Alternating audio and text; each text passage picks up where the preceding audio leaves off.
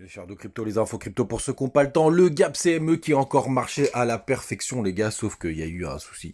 C'est qu'il n'y a tellement pas de volatilité qu'on n'a même pas pu le jouer. Ça s'est joué à 10-20 $ dans la journée d'hier. Allez, 100 $ grand maximum quand on a eu un petit flush baissier. Rien de très folichon. Aujourd'hui, on va regarder les deux dates importantes qu'il y a cette semaine qu'il faut surveiller de très très près en espérant retrouver un peu de volatilité. Puisque là, ce week-end, c'était quand même un énorme stablecoin, comme disait Rémi. Le BTC, il est juste en dessous des 19 500 $, on est à 0,4% ce matin, on prend moins d'1% du côté d'Ethereum, 1324 $. Le reste de la map, on a surtout XRP qui s'excite encore avec plus 4%, mais rien de très folichon. On a des petits 2,5 un peu partout comme DOT, Matic, TRX, et c'est déjà pas mal. LTC qui prend un petit 2%, on a Link en bas du tableau aussi qui nous prend 2,2%, et XLM qui performe un peu moins que son grand frère. XRP du côté du daily, les gars, on est en train de stabiliser sur ce point juste ici.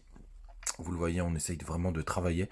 Pourquoi on travaille ce point? Tout simplement parce que ça a été une zone qui a été pas mal travaillée par le passé. On le voit bien, là, ça a été touché plusieurs fois ici par quelques clôtures de bougies. Et si on va un petit peu plus loin, vous voyez, ça a été aussi une zone de support sur ces derniers différents points.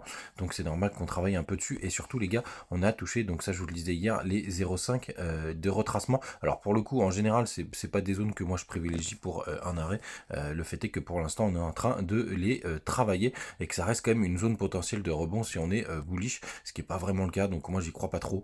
Je pense quand même qu'on pourrait continuer à aller recharger la zone de rechargement de longue, donc entre les 18 657 et les 19 000 $ grosso merdo. Après, si on vient se poser parfaitement sur les 0,61 bits, ça peut être aussi un scénario. Mais pour l'instant, je crois pas trop qu'on arrive à tenir cette zone. Quand on passe en weekly, on a enfin... On est passé de l'autre côté de la trendline, mais pour le coup, sans grande bougie verte. Alors pour le coup, vu que c'est en weekly, il va falloir attendre la bougie de cette semaine. On va voir ce que ça va donner, mais on a eu deux belles bougies vertes, enfin deux bougies vertes en tout cas ces 2 dernières semaines. On va voir vraiment où est-ce que ça va aller. Du côté de l'order flow, je crois qu'il n'y a pas grand chose à se mettre sous la dent. On a toujours une grande majorité de personnes qui sont en longue.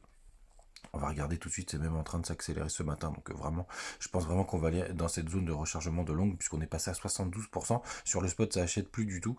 Et on a les fundings qui sont négatifs, donc payés pour être en short, les gars, sur Binance. Donc c'est plutôt intéressant de voir. Moi, je crois vraiment pas encore à un pump. Pour le coup, on a été chercher le gap, tout a été réglé. Donc c'est pas là qu'on va avoir... des choses, selon moi, bien entendu, si on descend sur les plus petites time frames, je vous le disais hier, tiens, en 15 minutes, il y a à la limite, il y a cette mèche, mais il aurait fallu la choper pour pouvoir jouer le gap. Il y a plus, non, même pas, je vous dis une bêtise, c'était par ici. Mais pour l'instant, vous voyez, tiens, on est en train de retracer un petit peu ce matin, mais rien de très folichon.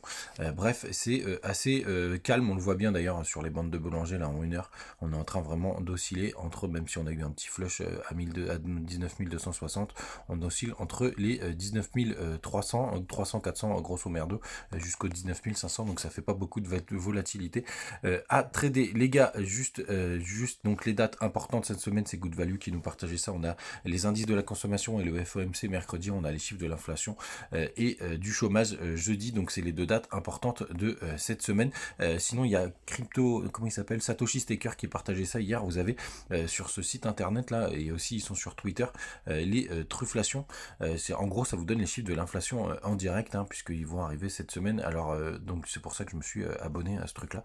On va voir ce que ça va donner. Mais vous voyez là, ce matin on est à 8,12. C'est assez intéressant, notamment pour essayer d'anticiper ce qui se passe sur les marchés.